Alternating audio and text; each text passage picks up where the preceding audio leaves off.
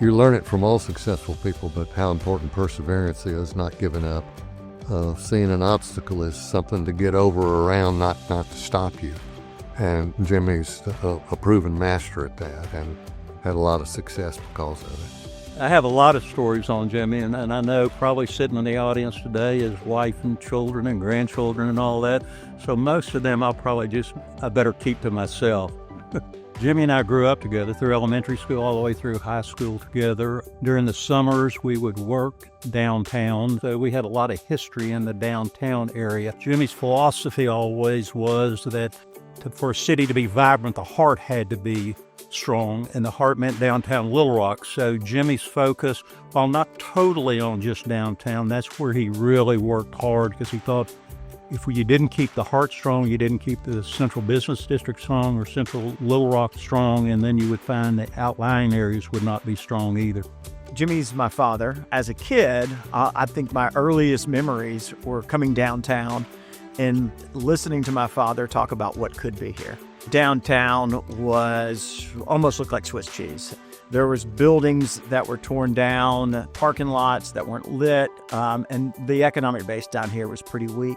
Well, in comes the River Market, a great private public partnership with the city of Little Rock and local vendors. And so as you can see today, what's come out of all of that is the actual River Market district. So everything from the river down to about 5th Street into MacArthur Park, over to Scott. Now really the main and capital is the extension of it.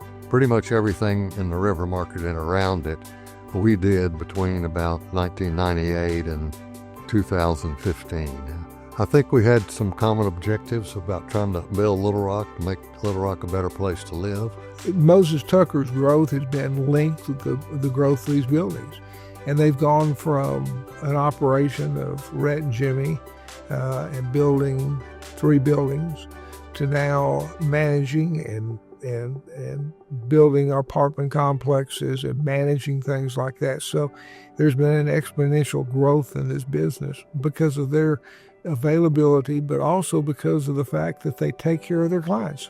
I thought about Jimmy and what he's like, and I think Jimmy is like a combination of Forrest Gump and Albert Einstein, because he is always running, he is always going to the next thing, he has such a big heart and is so friendly to everyone. He's a welcoming partner, but he is also brilliant. He has an ability to look at the current and see past it to a future that's so much greater.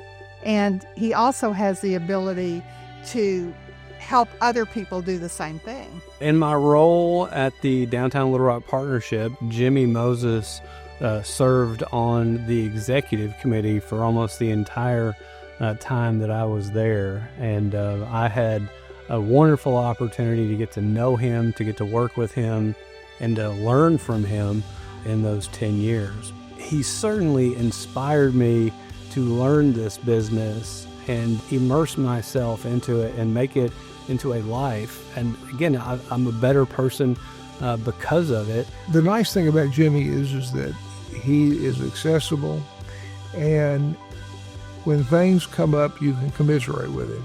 His personality is so giving. I mean, he's so giving and wants to give to everybody. And so, you try to learn from people like that. Well, a lot of people think he's kind of a dreamer, but he's also very good at details.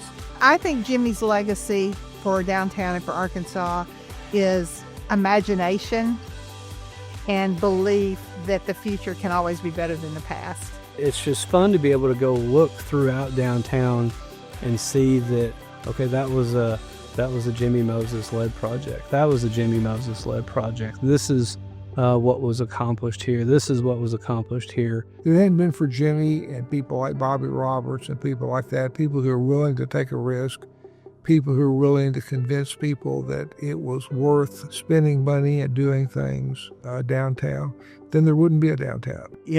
His biggest legacy would be just an incredible father and somebody that's always just been stoic and incredible for me, my brother, and my mother.